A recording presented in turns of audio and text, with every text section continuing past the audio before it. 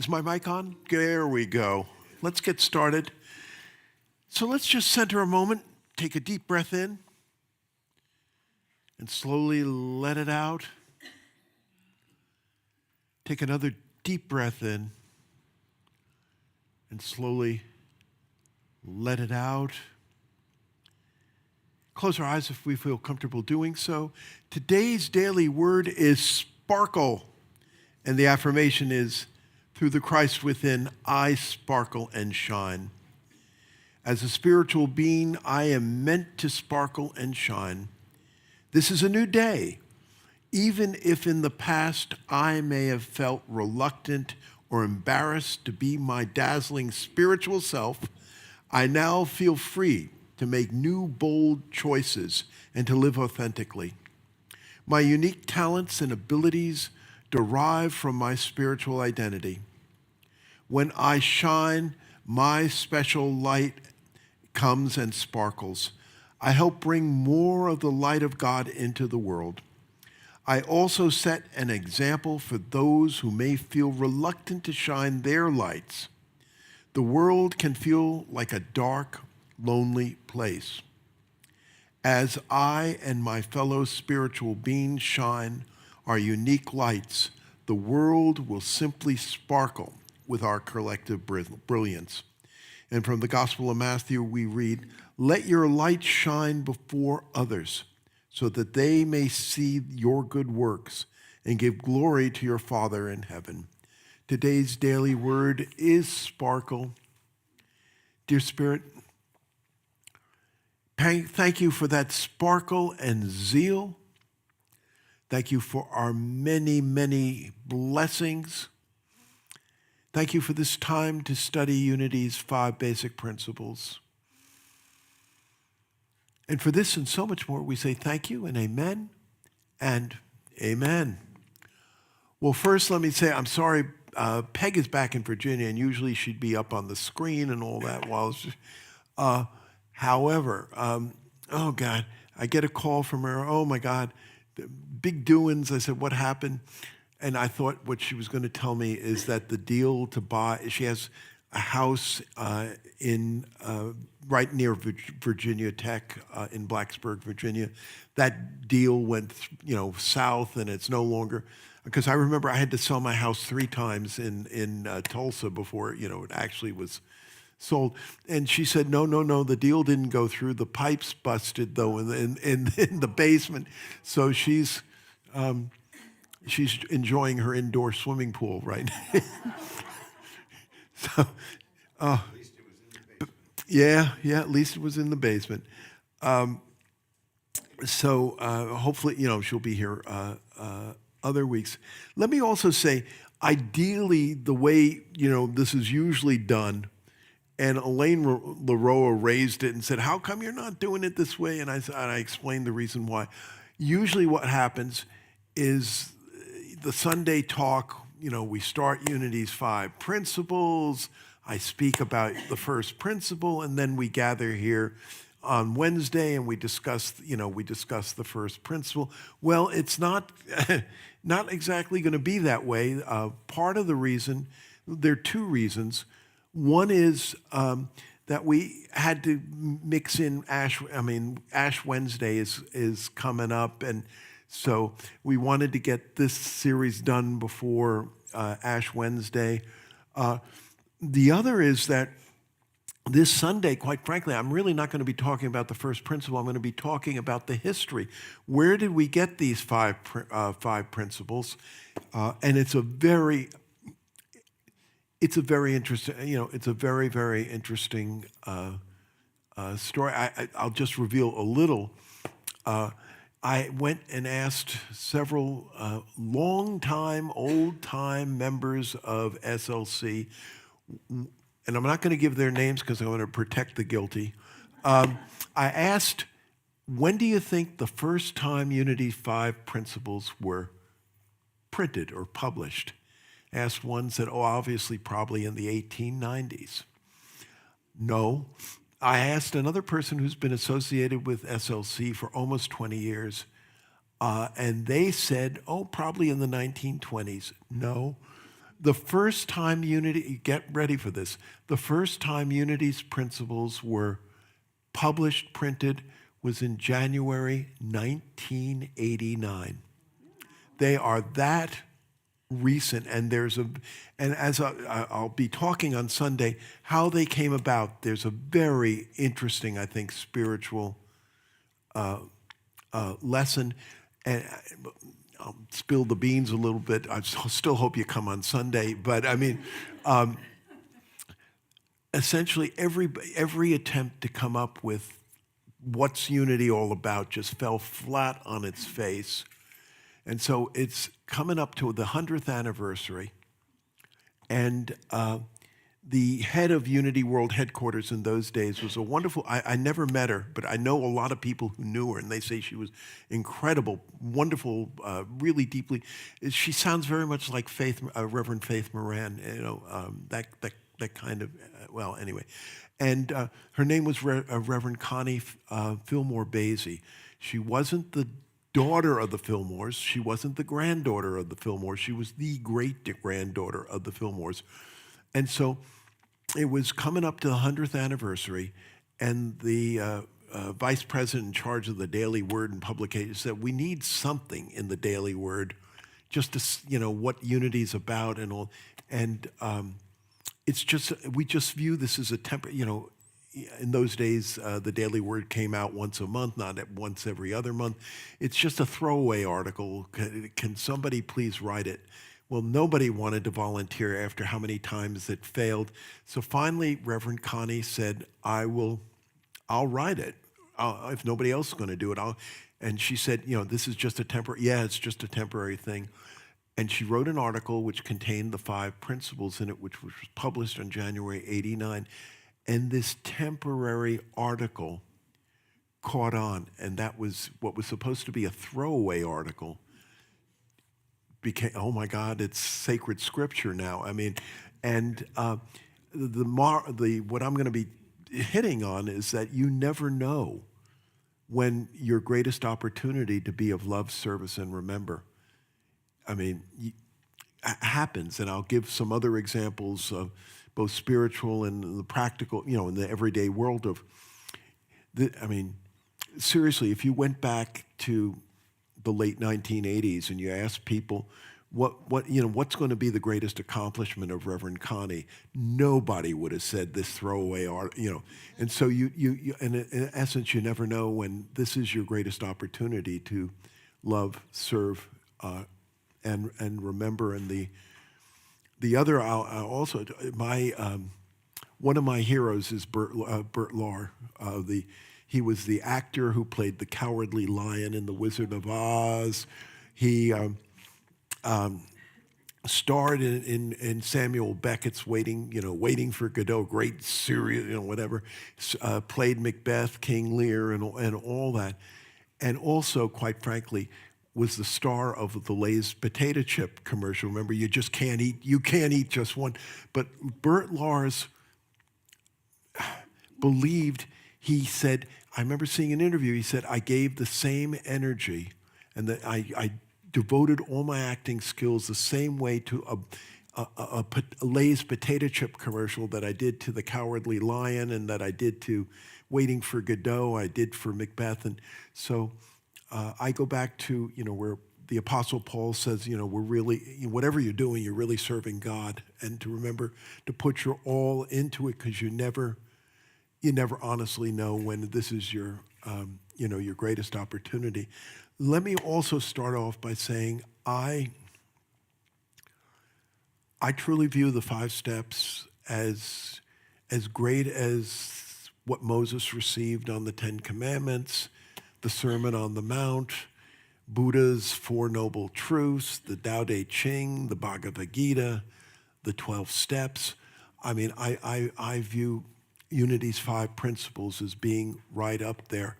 And so often, for me, when the rubber meets the road, I go back to one of Unity's 5 principles. And and as I'll share, it's very easy to intellectually, you read it in a minute, and you've been there, done that, check.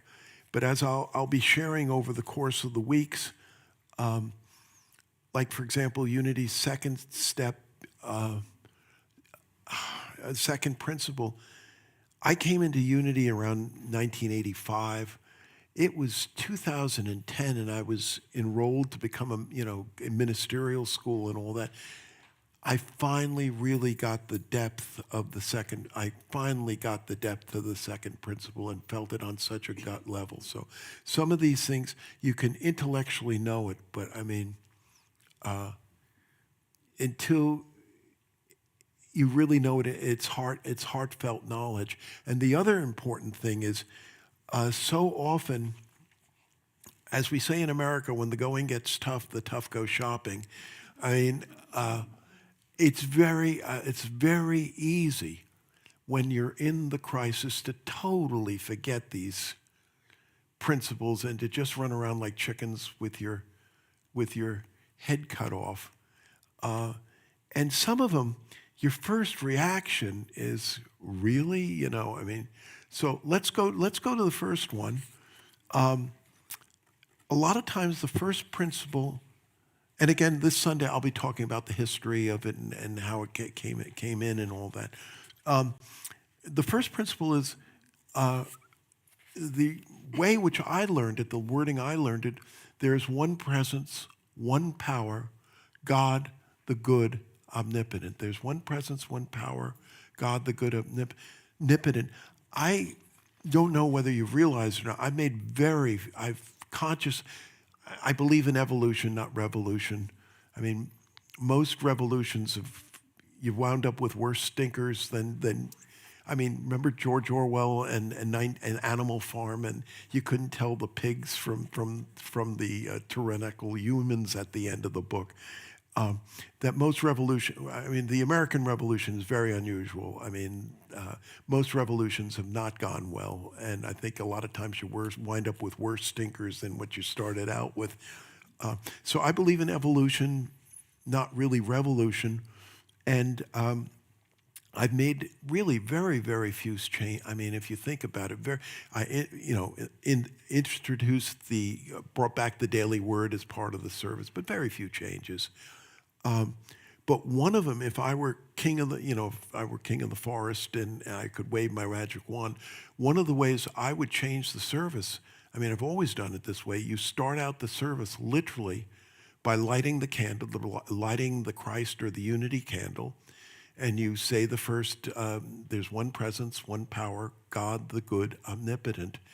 And the reason is because, quite frankly, if that's not the case, then a lot of the rest of the stuff we do in unity doesn't make sense. Really, I mean, think about it. It really doesn't. So the way I learned, and a lot of times it's called OP squared. One presence, OP, one presence, one power, OP squared. There's one presence and one power in the universe and in my life, God, the good, omnipotent. Another way which it's been said, which Ellen Davenport in her wonderful book has it, God is absolute good everywhere present. God is absolute good everywhere present.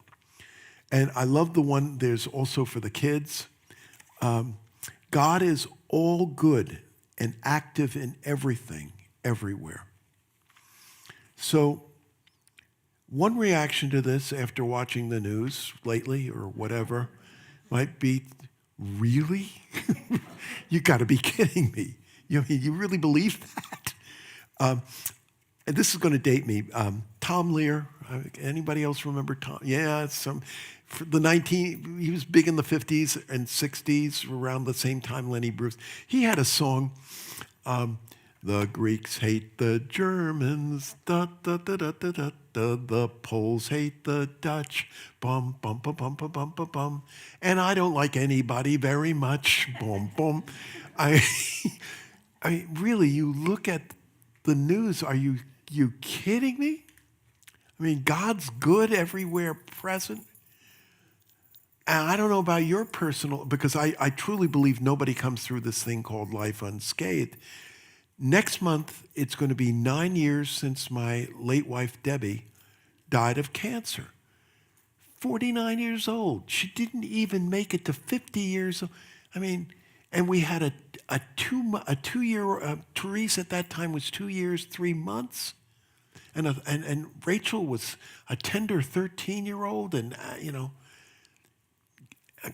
and my childhood, my father died when I was very sick from the time I was 9 years old to 17 years old. I mean, let's get out the violin, and my God, and what's going on in Iran, and we might be in war with Greenland, and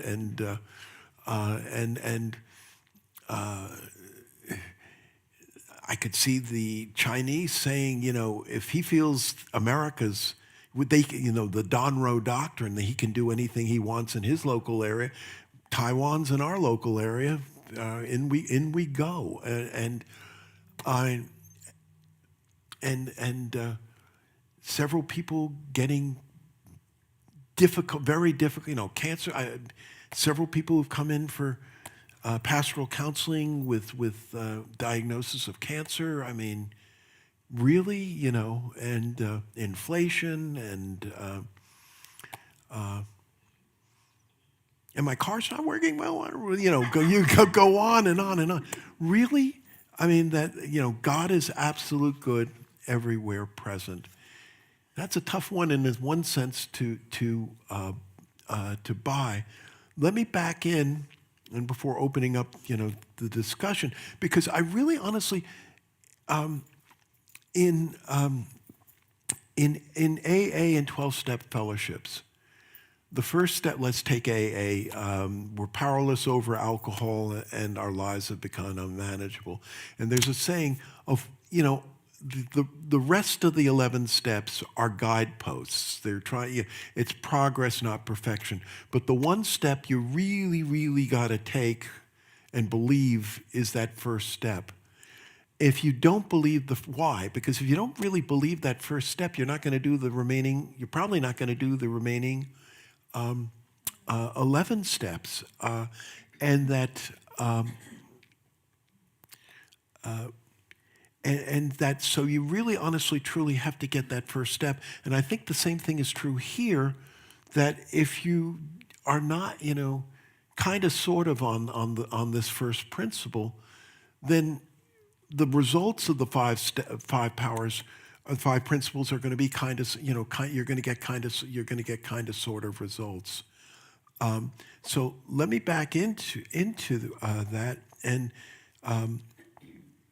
Myrtle Fillmore used to say, look beyond appearances. Look beyond appearances and go into unity, very quickly into unity metaphysics. In unity metaphysics, we often talk about a relative realm and an absolute realm. The relative realm is the material world, where ceilings wear out and start leaking eventually. Your car eventually is going to get falling of the ash pan. Eventually, you have to, eventually in the relative realm, you have to pay taxes and then you die. That's, change is always happening, and change, quite frankly, a lot of times stinks, and so that's, and very much the world, Buddha, the first noble truth, life is, he in Pali, which is where the language actually is now from Ceylon and that area, the first place where we have Buddhist scriptures, and it's called the Pali Canon, that life, a lot of times it's translated as life is suffering. Several Buddhist scholars have, and I think they may be really onto something, that maybe the word is dukkha. Maybe a better translation in English of dukkha is discontent. That somehow the trip to Disney World was not all that that you thought it was going to, and the grandchildren, were not appreciative or whatever. That life is dukkha, that discontent that you feel. So the relative realm is this this material world, but fortunately, in Unity we believe that it's that's not the end of the story. I mean that's not the end of the story. There is something beyond the material world, and that is this absolute realm.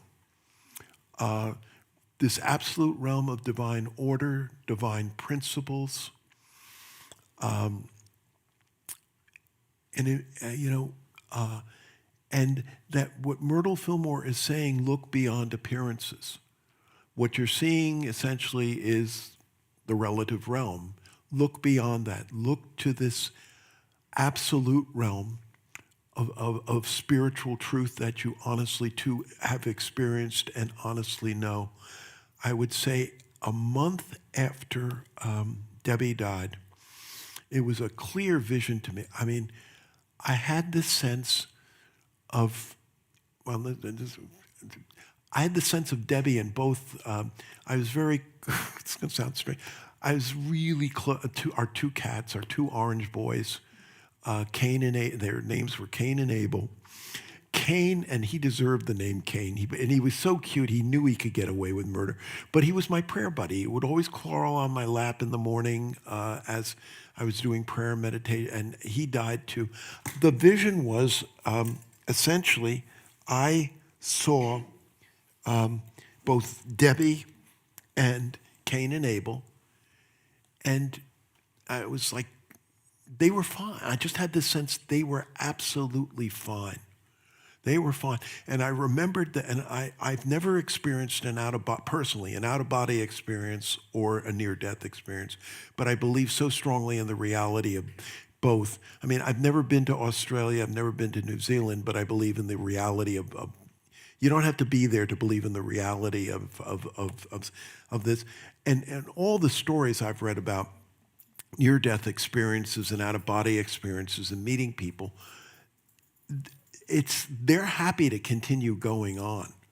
I mean, they're perfectly happy to follow that light, and it's something that pulls them back into the relative realm. I mean, they're perfectly happy to keep going, but something is pulling them back. And I had the sense that both Debbie and Cain and Abel were okay. They were perfect, and they were at peace and everything else. The people who were not at peace was me and Rachel, who at that time was 13 years old, and that the name of the game is that we had to get okay. We had to get okay. It wasn't, we were the ones who were needed fixing, as it were, or as the Course in Miracles would talk, the miracle is a change in attitude, a change in mind. And so I think there's a lot of truth about Myrtle Fillmore, about looking beyond appearances and looking to that absolute realm. To the point, and I haven't made this change, but if I had a magic wand, I was king of the forest, I would make the change. The way we would say the prayer for protection. I was taught this by one of my teachers, Reverend Tom Thorpe, a wonderful man, and I think there's so much truth. The light of God surrounds us, the love of God enfolds us, the power of God protects us, the presence of God watches over us. Wherever we are, God is. Then he injected the sentence, I think it makes so much sense. And because God is, all is well. You take out that sentence, and because God is, you're left with the relative realm. And quite frankly, if it's just the relative realm, no, everything, no, it's not all right. I mean, it's a lot of times stinks. It's not what I would have written as a script or whatever. And so what I would say is that because God is, and centering on that, when we can get to that point, we can then start to say all is well. The other, and to realize that, when Myrtle Fillmore had her great quantum leap, she was always deeply spiritual, but the time when she had that great quantum leap was when doctors told her there was no more that medical science could do for her, and she was probably going to die in a few months, and die soon. And it was at that point that she had her spiritual awakening. That I think progress usually is 5 steps forward, 4 steps back, 3 steps forward, 2 steps back. And I feel, and this is not just because of Washington, D.C. or whatever, I think it's around the world, that we are personally right now going through a 4-step back period. But that a lot of times the most innovative thinking happens, during a 4-step back period. I think Winston Churchill was, if you think about it, the Battle of Britain, it was just Britain up against, the Axis powers, and it didn't look too good. But Churchill called it the finest hour, and it was, I think it honestly, truly was one of the finest hours. That a lot of times when we're in those 4-step back periods, it's the time where some of the most creative thoughts, I don't think, suffering, God saying, here, I'm going to give you some suffering so you can have creative thoughts or whatever. There's far better ways of doing things, but I think most of us, or a good portion of us, or maybe I should just say myself, my quantum leaps have happened when the chips were down. It didn't happen when everything was rosy and it was smooth sailing and everything else like that. So when we can get into that framework, then we can start to say, yes, it is good because God is. And also what we can also say is that if it right now, and I get this from James Dillard Freeman, James emphasized that if it doesn't look good right now, that's because you're not at the end of the story. You're not at the end. You're in the muddy middle. You're in the muddy, messy middle right now, and it's not the end of the end of the story. And when we can look that way, then I think we can start to pull into spiritual principles, and we can say, despite the news and everything else like that, that in a sense, all is well, that there is one presence and one power in the universe, and very importantly in our lives. And I think, I don't know about you, there have been a lot of times where I have turned to a lot of other things to, as it were, save me or fill that God-shaped hole. And it turns out to be, a lot of times just a false God that doesn't work. This relationship is going to save me or pull me out of whatever. The corner office is going to pull me out. I've been morbidly obese for a good portion of my life. Having a normal body weight, everything's going to be hunky dory. It's a very unfashionable word, I guess, in the 21st century, but it's idolatry, quite frankly, that we put false gods in there, and we think this is what's going to save us or make it all well. The other thing which I would add, and then let me open it up to discussion. Back in when we lived in Northern Virginia, oh my God, it seems like you give the developers a postage stamp size of real estate, and they built 4 townhouses on that. We were very fortunate. We had behind us we really had wetland. It was a marsh, and it was protected, and it was near Mount Vernon, so I think that's part of the reason why. So it was one summer, and I walk out, and it's summer's evening. It's just starting to get dark, and there were a lot of different types of animals in the wetlands and all that. I hear real groans and vicious, call. It was clear one animal was going to be another animal's dinner. And I hear that and the agony, the death agony and everything else like that. And I thought, oh God, if I were God, I would have created a world where life doesn't feed on itself. That we'd be able to survive without having to kill other creatures to survive. Or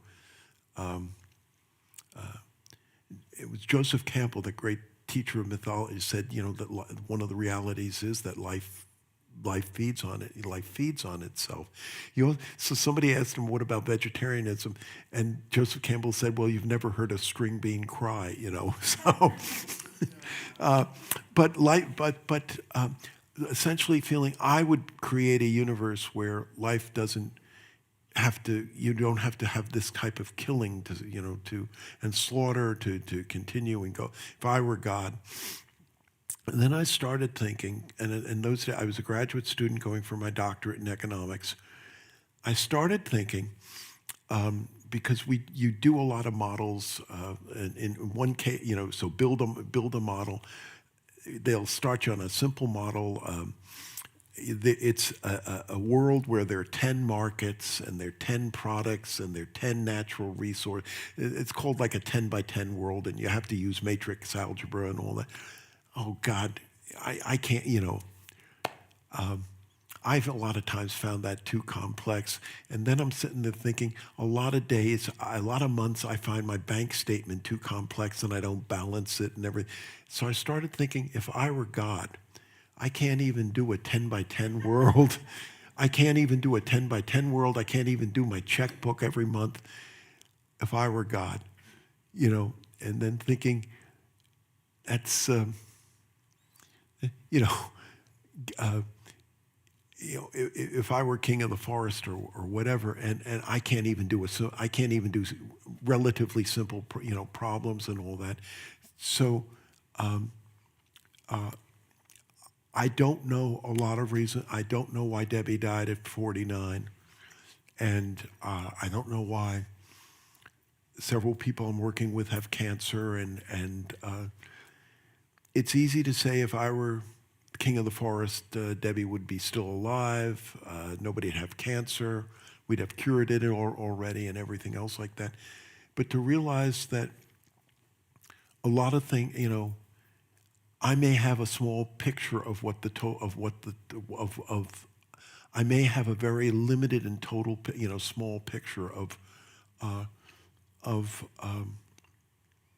it all. And if I truly believe that divine spark goes on and lives, I mean, that to accept that it's not part of the divine plan that we all live forever and ever on planet Earth or in California or whatever. So when I can start to feel this way, I then go back to Albert Einstein said, one of the basic questions is, do you believe that the universe is hostile? Or do you believe that essentially the universe is a supportive place, a supportive, loving place? And Einstein said that he believed that essentially that it was that it was good, that it was supportive. You could easily, he said, think of a universe where nothing existed, and that's not the case. That something and we, exist. And so, the basic question is, he said, do you believe that it is a supportive environment, or do you believe it's essentially, negative, hostile, out to get you, or whatever type of place? And so, when I can remember, particularly, I really a lot of times go back to Myrtle Fillmore, look beyond appearances. And I also, in terms of the news, I don't believe it makes sense to be a know-nothing, not to know anything, but I do limit the amount I spend and the sources that I go to for the news. I had an uncle, he'd go on long interstate trips, and he had satellite radio, and so he would just pick up CNN or Fox or whatever, and just keep listening to it, even though it was the same news. They kept on the same. He would, but I think it's important. It is important to follow, but it's important to limit. And what sources you are going to, and the other thing to remember. And after college. I started out as a reporter. News, by definition, is the exception to the rule. If it's something which is every day, it's not. By definition, it's not. It's not news. Most people, most people are good parents wanting nice things for better life for their children, and they're working hard and everything else like that. I said this when I was in Lynchburg and got in trouble as people came up. You shouldn't talk that way. But essentially, one time I said, so many of you I know are doing good things. You're working for nonprofits. You're volunteering. You're mentoring. You're doing all that stuff. It will never get into the news.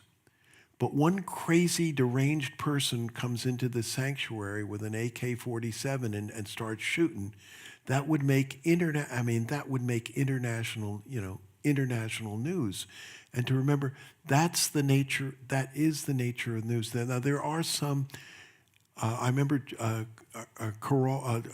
John Carroll on the road. It was the old with C. And I'm sorry. All right, sorry about that. But I remember on the road, showing thus and so lost his house in a tornado, and the community came together, and here's and Habitat for Humanity, and here's the house, and all. So there are some of that, but most of it is really, honestly, truly the exception.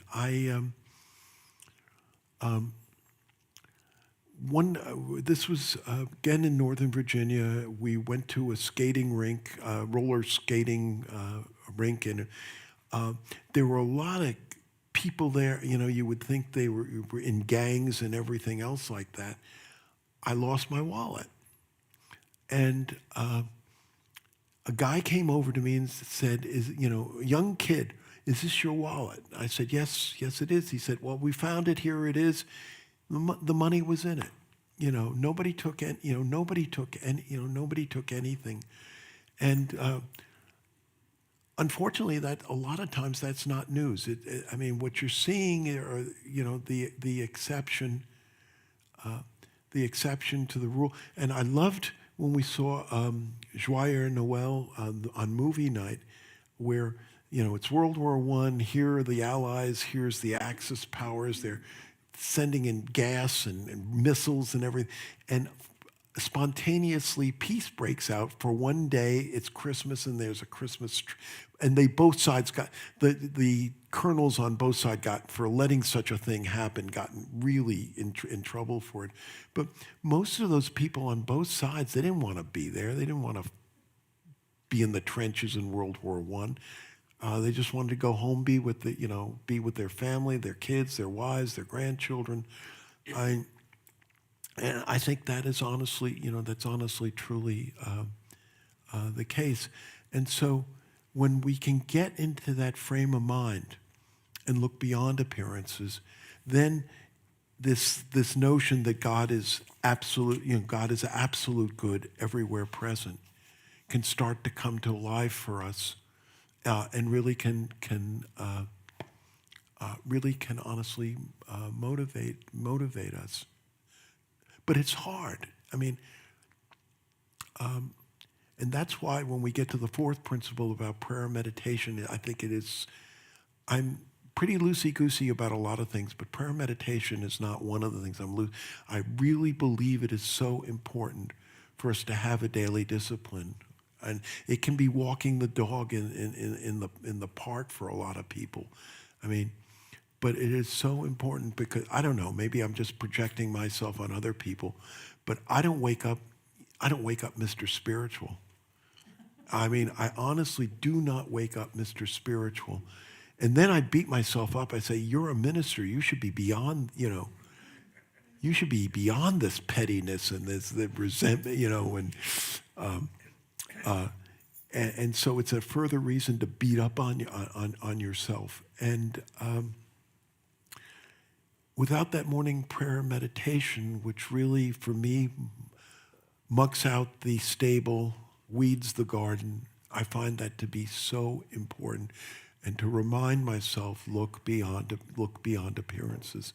Let me stop there. I mean, does any of reactions? I mean, I'm sure a lot of you have, you look at the news and it's really hard to think, that God's everywhere and everything is beautiful in its own way, So, yeah, Janet.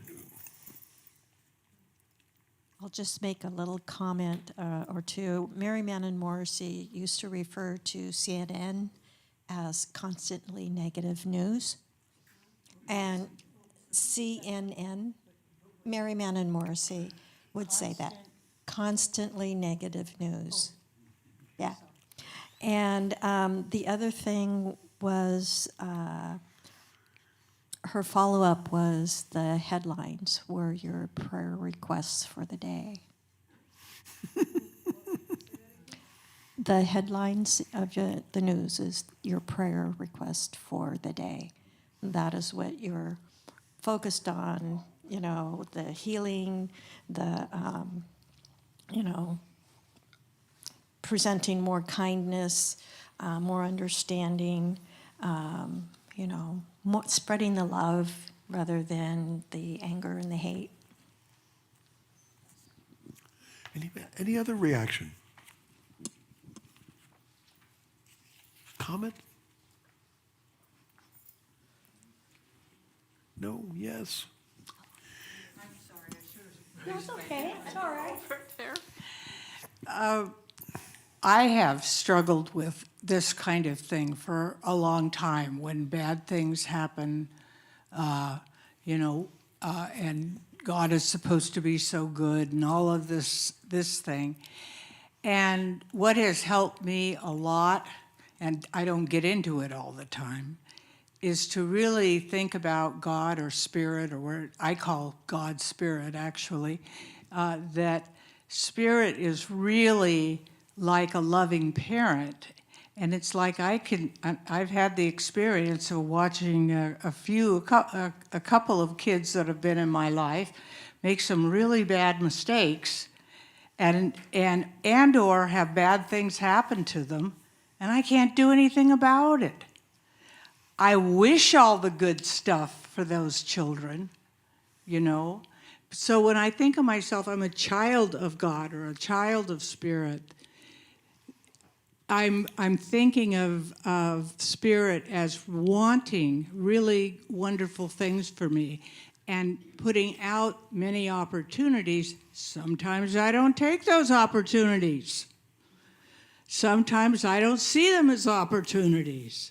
Sometimes I take the opportunities, I have good things happen. But we're wired in our head to remember the bad things. And that's because, our bodies want to be able to prevent bad things from happening. So the predominant memory we'll have is the bad things that happen, and so I think that's another thing you have to remember, is that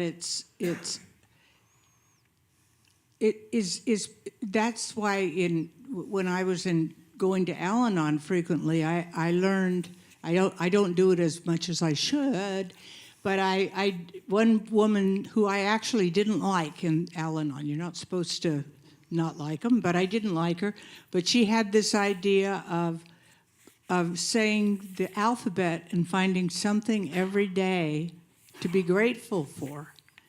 And that's hard to do. I didn't think it would be that hard, but, X is in X-rays. I'm glad there are X-rays, but it made such a difference to have that focus right before I went to bed on what I am grateful for instead of what happened today that was horrible. So anyway, that loving father is or loving mother or loving being that wants the best for us is what helps me when I let it help me. That old, you do it, and it's when you do it. So. Yeah, George. Yeah, so here's just a question for everybody, for you. So in the relative sense, we talk about God as being a higher power, or it could be Buddha, or it could be the Great Spirit or whatever. But then we also talk about it in terms of like an energy. So I guess my question is, what is the bridge between kind of our relative understanding of what represents God and, let's say, like quantum physics, like the scientific, notion of an energy that's always present, always, in some type of operation? I don't know if that makes sense or not.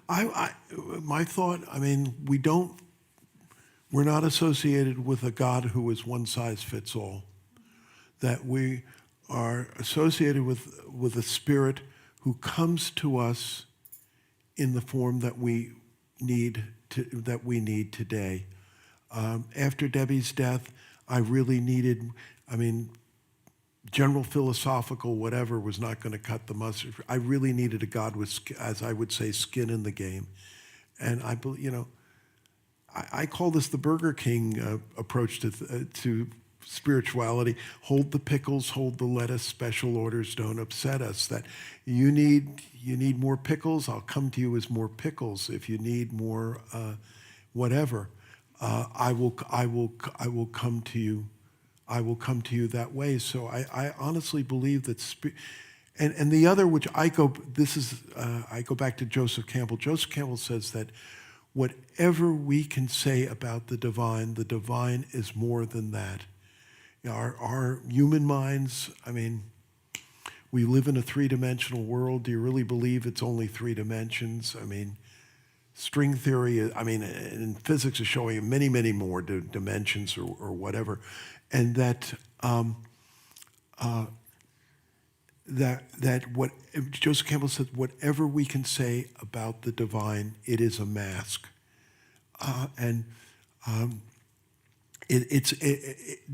Whatever we can say about the divine is more than that. So just like, a photon of light, is it a particle or is it a wave? The answer is it's both. Sometimes it's a particle, sometimes it's a wave. So I would say that spirit will come to us in the form and in a way which really means something to us. I was an only child. I was adopted when I was 6 months old, and I always wanted a brother. I fantasized. I was neurotic. I wasn't psychotic. I always knew it was fantasy. But I fantasized an older brother who took me down to the schoolyard, and on the side of one of the walls in the schoolyard was a strike zone, and I fantasized he was teaching me how to pitch and how to throw a curve and stuff. I always wanted a brother. And one of the most profound moments was during one of my morning prayers where I really felt Spirit saying to me, I am the older brother you have always longed for. I am the older brother you have always longed for. Now, Debbie had a very difficult relationship with her older sister.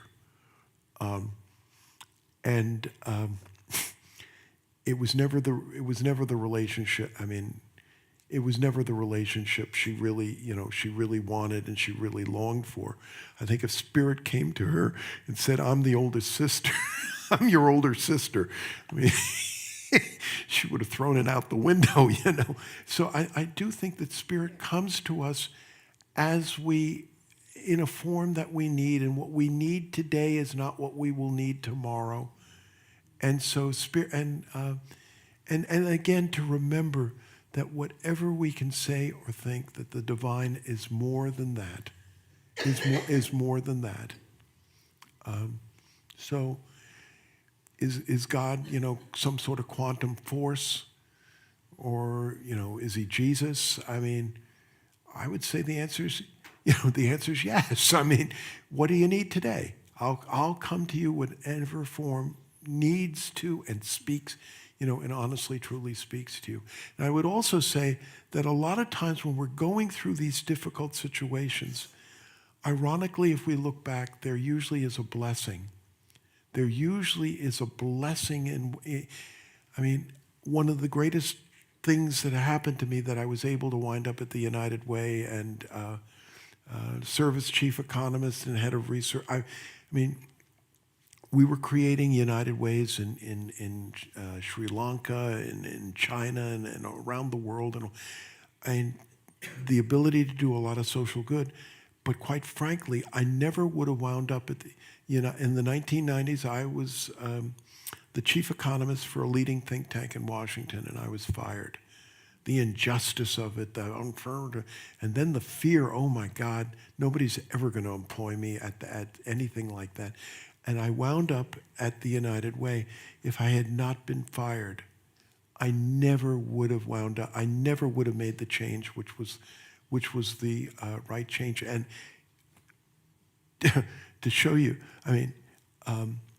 roughly 3 years after I wound up at United Way, the think tank that fired me went bankrupt. And if I had not been fired, I would have stayed with that bloody ship until, until the darn thing sank like the Titanic. And I can point to, I didn't have, again, take out the violin, da-da-da-da-da. And I'm sure many of you went through much more horrible or whatever things of childhood than I did, but it was not an easy childhood. It was not an easy relationship for several reasons. Had a father who was going through serious mental illness and all that, and the reaction. Quite frankly, I a lot of times think, if I had a hunky-dory childhood, would I have been so interested in spirituality? I don't think so. And after my father died at 17, I went through an atheist agnostic period until my mid-20s. And believe me, having a relationship with God was not on my bucket list. It was not on my bucket list whatsoever. And so I had always thought I was so far behind the curve. Never went steady, never, the girl who went to the senior prom with me, the only, I was not her first choice to go to the senior prom, and so I always felt behind the, as it were, behind the curve.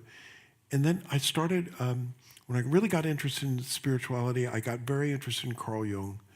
And Carl Jung said that that people who really get interested in spirituality, a lot of times it happens in their mid 40s or 50s, when they're going through midlife crisis and all that. And I sat, and I think I was like around 25, and I thought, wow, I'm 25 and I'm interested in this stuff. For once in my life, I'm ahead of the curve, and this really is the big Kahuna. This really is the most important thing. Wow, on the most important thing, I'm like 25 years ahead of the curve. Wow, So I honestly feel that a lot of times, if we look at what we thought was the worst tragedy or whatever, and it still may suck eggs, as it were, but usually we can find a blessing that it moved us in a direction which we would not have gone. And I go back to Myrtle Fillmore. Would Myrtle Fillmore have made the discoveries she made if she hadn't been told by doctors, there's no more medical science can do for you, and you're going to die pretty soon? Any other reactions? Yes, let's. Wait, we got over here. We'll get you next. No. Go. You have it. If it's No. Okay. Hi everyone. Good evening. Bejan here. So it's something that just dropped in my spirit. I just started the the class on Marian Anderson, the Course in Miracles. Thank you. And so looking beyond the appearances, and so the first couple of the first week, second week, or lessons was saying to look at the things that are here and as if they're not, that they have no meaning. And then, and don't really, don't really point anything out, or just whatever you see in the room, it has no meaning.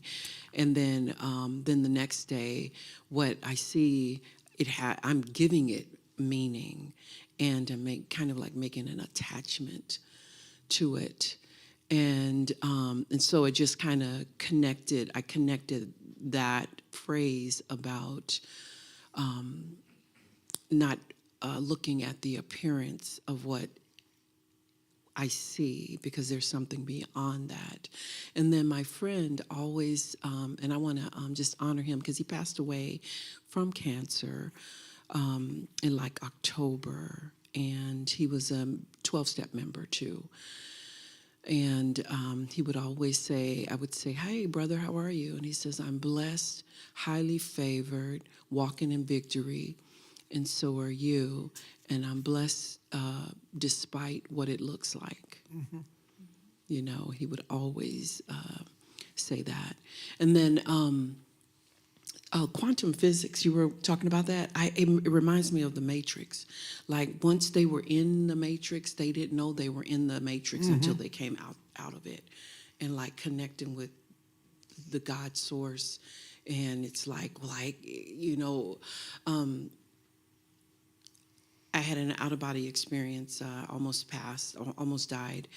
And the part of me that reached out, I believe I was in the God divine realm. I got out of the reality realm, and I went there, and I said, "Please don't take me now. I'm not ready. Mm-hmm. I'm not ready." And it didn't come from me. It came from like the deep part of me, the soul of me, that was saying, "I'm not ready now." And it was so like poignant that like I remember it, like I can almost feel it again, but I know I wasn't in this realm when I said it. And so that came up for me when you were talking about the out-of-body experiences. So thanks for letting me share. And actually, it's interesting. This Sunday, I'm going to use an example from the Matrix. Yeah. Okay. Yeah, you touched on a lot there. God is all. That's a big topic. All covers everything, right? Leaps of faith. Of course, at some point, Jonathan, the seagull, realized he was more than what he had been, and he had to take that leap of faith. And if we need to fly, we'll learn how to fly. You were saying, what's the silver lining? That there often is from an adverse thing. As the Jews were fleeing Egypt, somehow they went through the Red Sea and weren't swallowed up. They believed, on Jesus on the boat. Do they walk out on the water? Do they sink, or do they believe? Mm-hmm.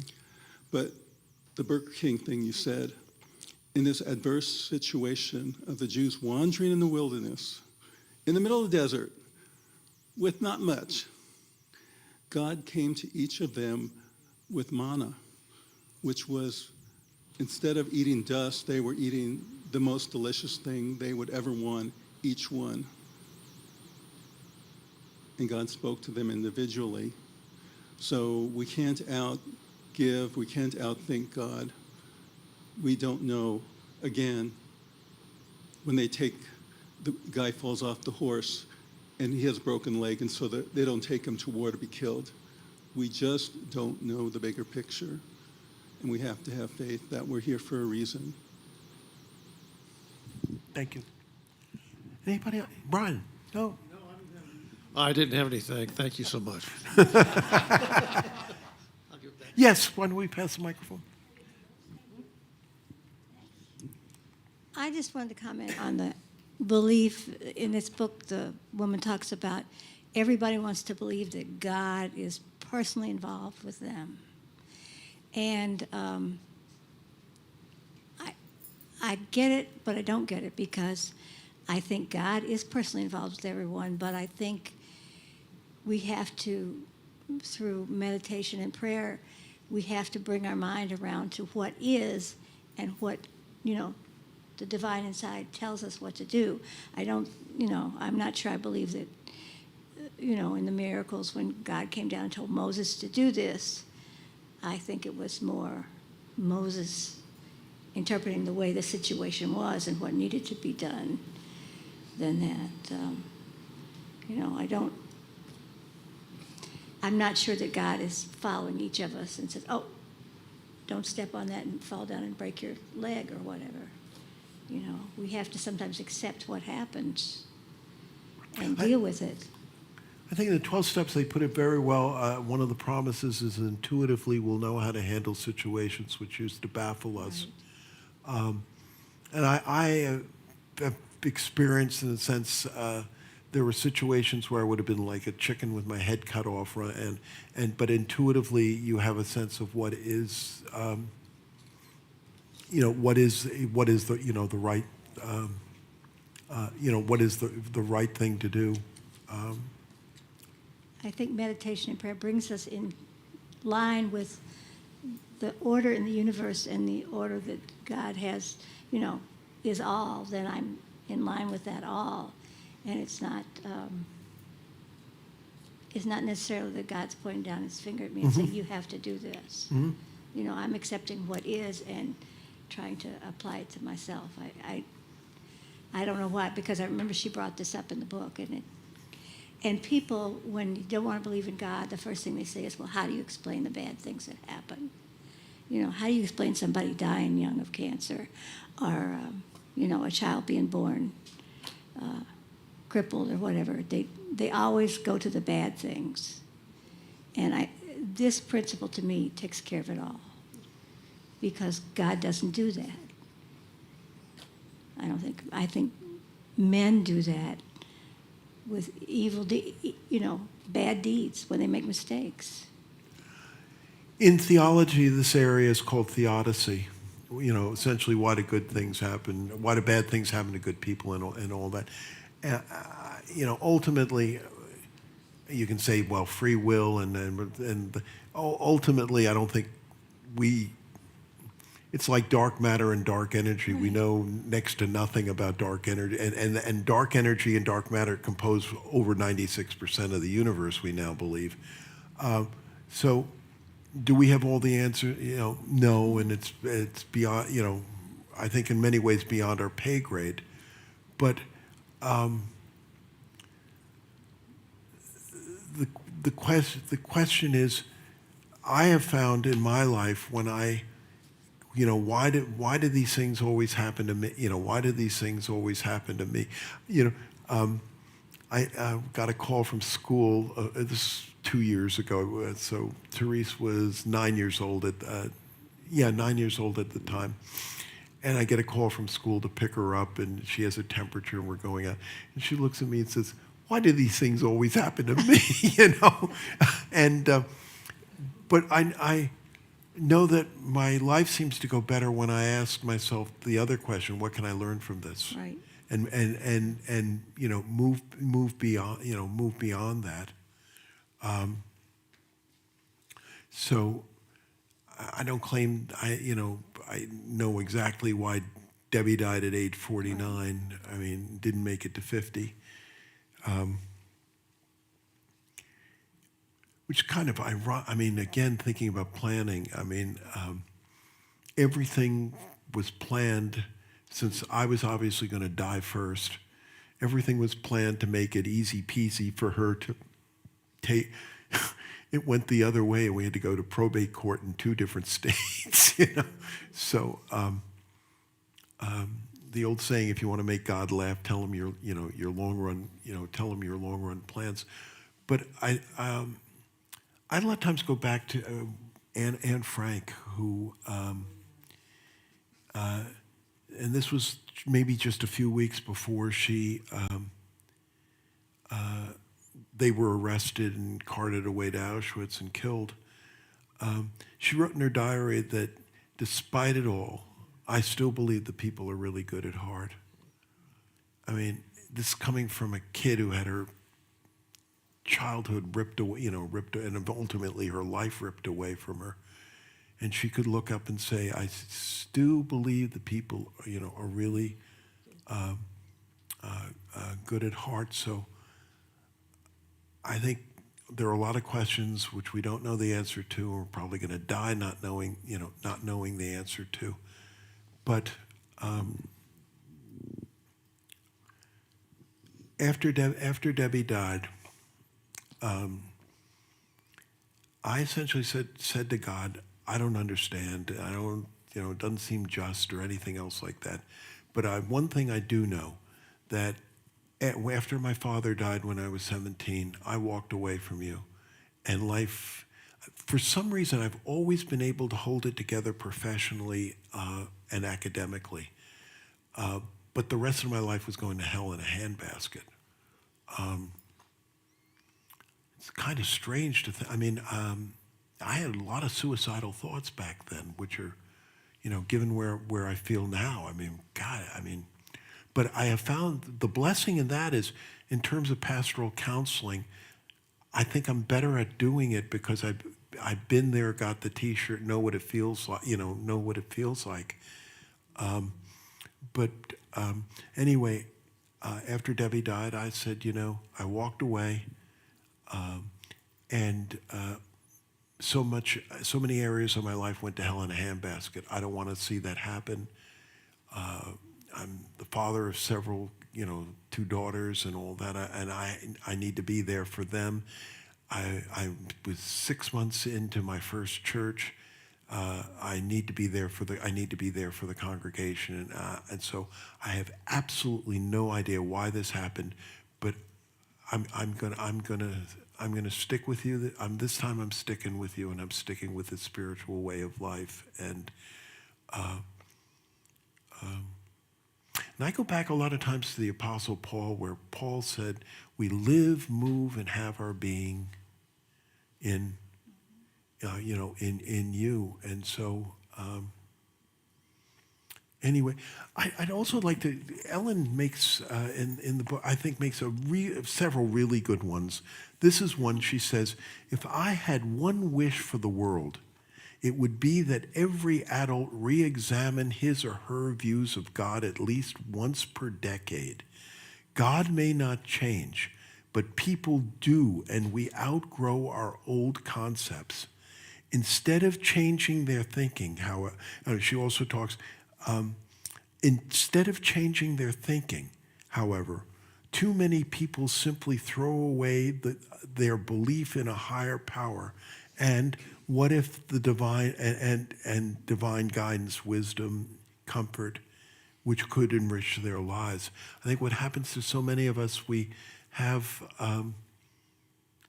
childish notions about the divine, and something happens, and our childish notion, our Santa Claus beliefs or whatever, can't stand up to what the reality we're going through, and so we throw I know I did, threw out the baby with the bathwater, and so I do. I personally do every once in a while go back and I find that there's a real difference in writing things down. It's really, for me, a lot deeper than just thinking and whatever. And it provides you with something you can go back and look at. So I do think it's important every once in a while to go back and ask yourself, what is my concept of God? What is my concept of spirituality? How do I see it now? and interesting. Go back and look what you thought, 5, 10 years ago. There's, and I've referred to this book before, The Power of Two-Way Prayer. It's written by an Episcopal priest who's in Austin, Texas. His name is Father Bill. He is in 12-step fellowship, so he just calls himself, his last name starts with a W. I don't know what else it is. It's Bill W. And he says, he would agree with Ellen that, every once in a while we should go back and ask ourselves and write, what do we really, honestly, truly believe about God and spirituality? And he says, if it's not changing, we're probably not growing. And one of the basic changes I see in me is my belief in two-way prayer. I really believe that spirit, call it spirit, your higher self, beyond something that's beyond your ego, really honestly wants to communicate with us. And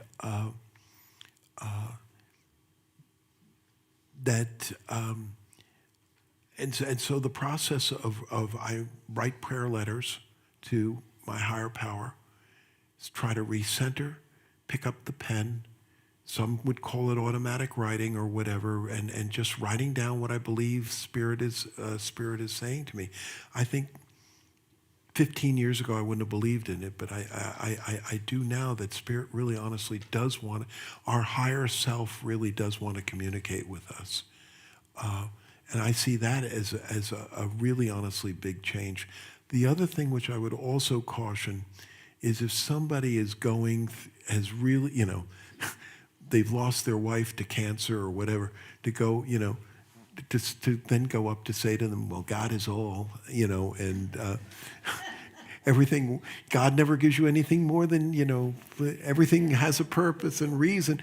I mean, it's interesting. A lot of times, and it's in the Daily Word sometimes, that it will be from the book of Job, and it will be really good advice. But I mean,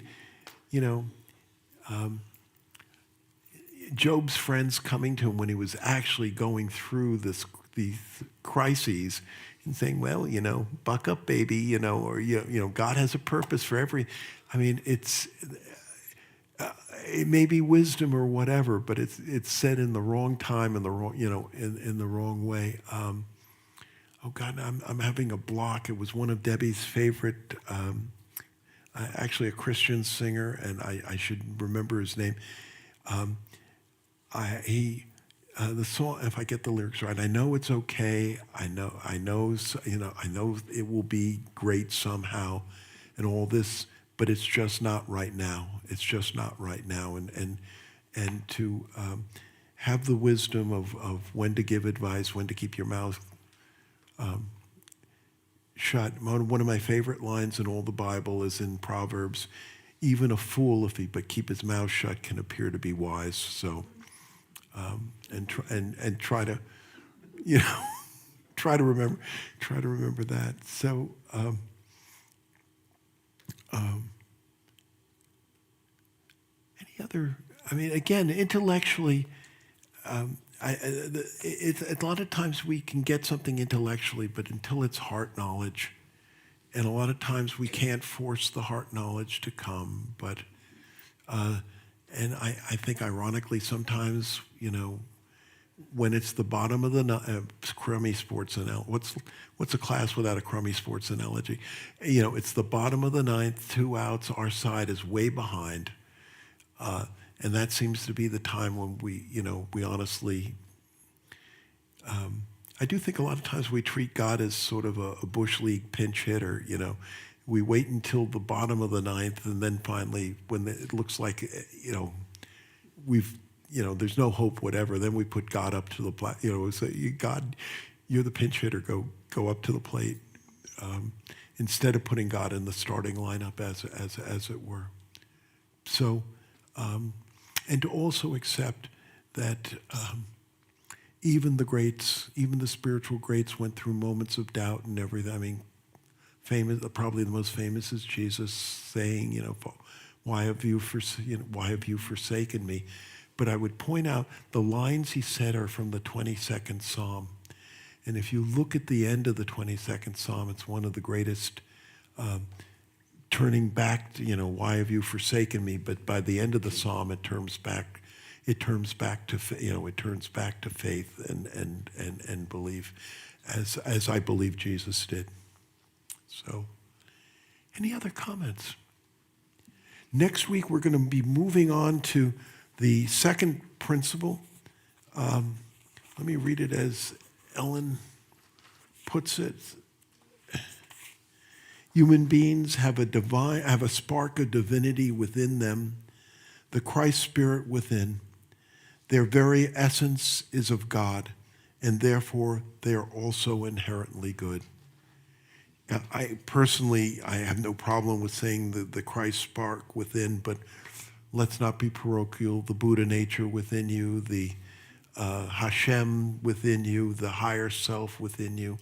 Aldous Huxley would call it the perennial philosophy within you. And what I truly love about SLC is we're not parochial about it. But knowing and getting in touch with that divine spark, and I'll share next week, it took me a good number of years before I realized, really on a deep level, that that divine spark inside of me is who I really am. I may not always be acting in accordance with that, but there are reasons for that, but that is who I essentially am. That's who I believe, who essentially you are too. So why don't we close, just center again. Take a deep breath in and slowly let it out. Close our eyes if we feel comfortable doing so.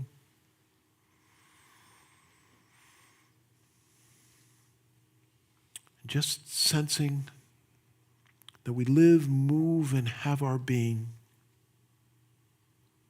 in this absolute realm, with this loving and supportive divine power. And coming into touch with this, we gladly go into the silence.